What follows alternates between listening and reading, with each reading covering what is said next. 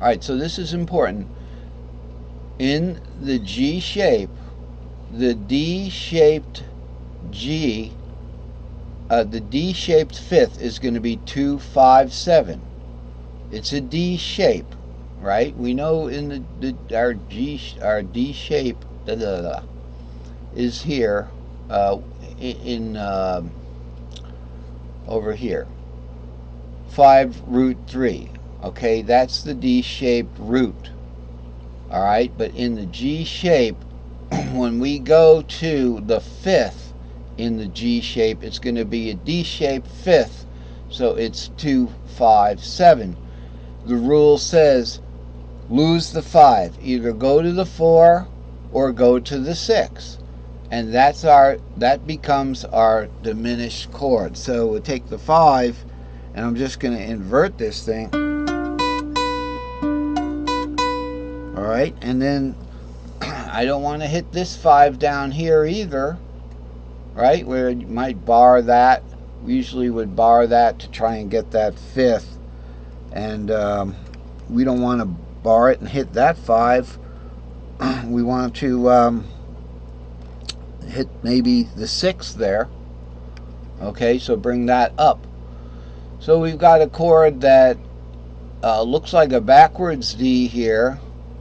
Alright, we got the 6 up here. If we bar from there, we've hit the 6, we've hit the and then if you could even get this 4 down like that. I mean, that's the chord. And all we had to do was play a D-shaped fifth. And, you know, just keep in mind this is important. It's a good tool with the G cross C cross D. In the G shape cage, all right, you have a G shape C,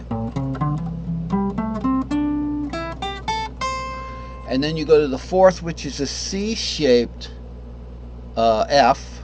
All right, excuse me, a C shaped F.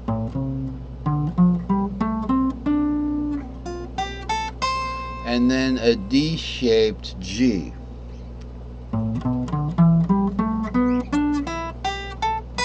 Put them all together.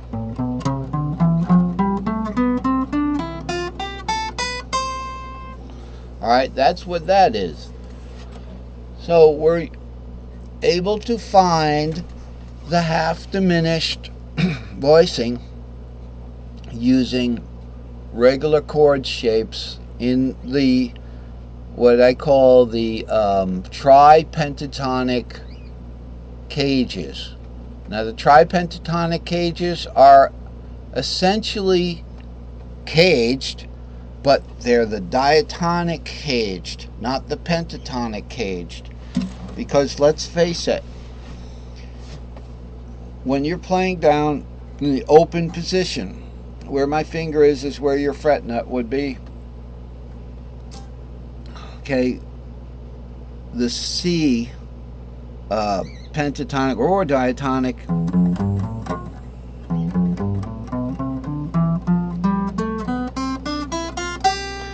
you can get completely there, but if you want to play a G from there, now I'm going to put the cape on because I'm going to pretend.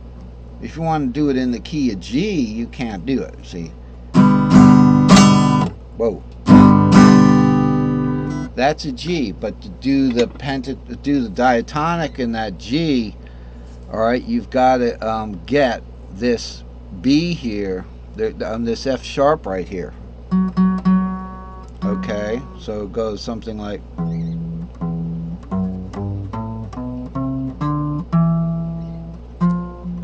No, that's the wrong F. Now, the reason I messed that up because I didn't do it properly. Okay, I should do it by pattern. I can do it pentatonically by heart, but if I want to do it diatonically, I can do it by pattern. I know that E is the sixth of G. Okay, so the pattern's going to be 6, 7 root.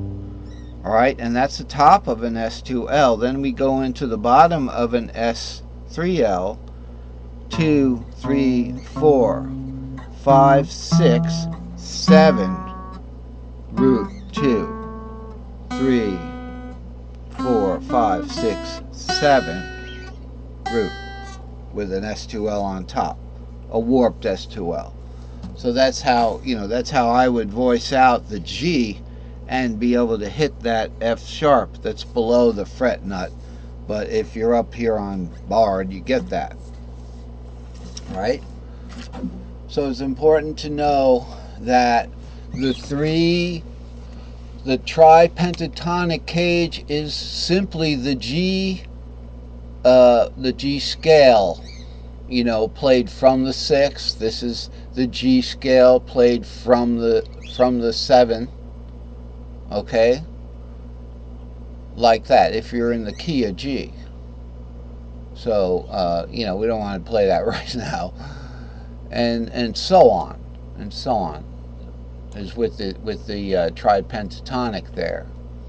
So if you're doing a C-shaped G, all right, this would be the scale. You put all 3 of these pentatonics together, you'll get a G diatonic scale. All right, so we're pretty much done with that topic. Now, just hang on a second. All right, so we could try one more. Let's try the A shape.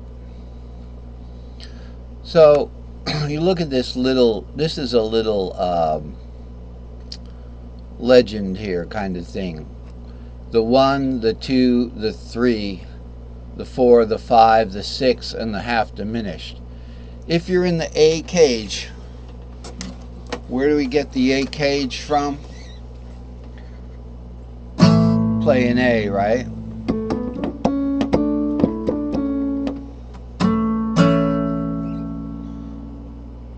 Alright, so the A cage comes from the open A shape, which is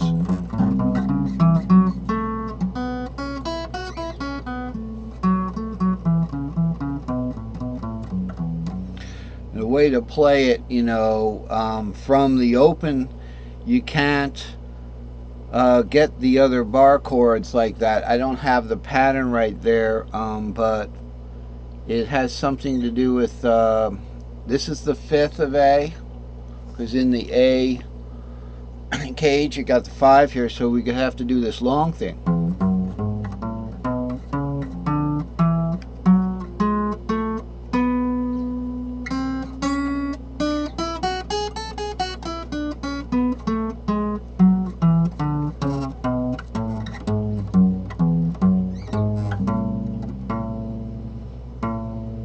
You could do an E-shaped A from there.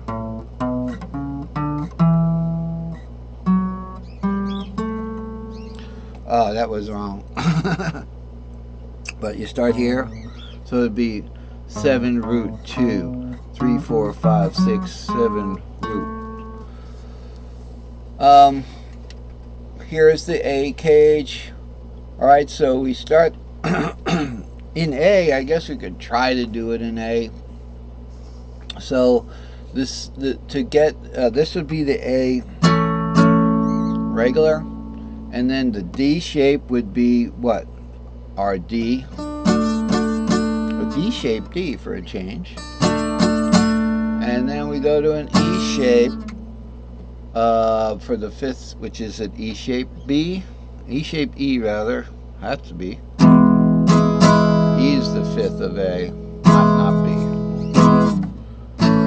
Now the second minor, to get that half diminished, the second minor in A is going to be a C minor shaped, oh no, okay, it's going to be a C minor shaped B minor, so we're going to want to start here.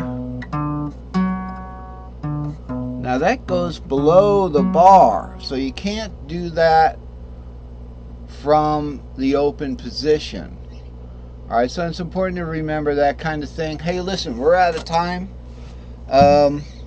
Keep watching, keep learning and playing and learning.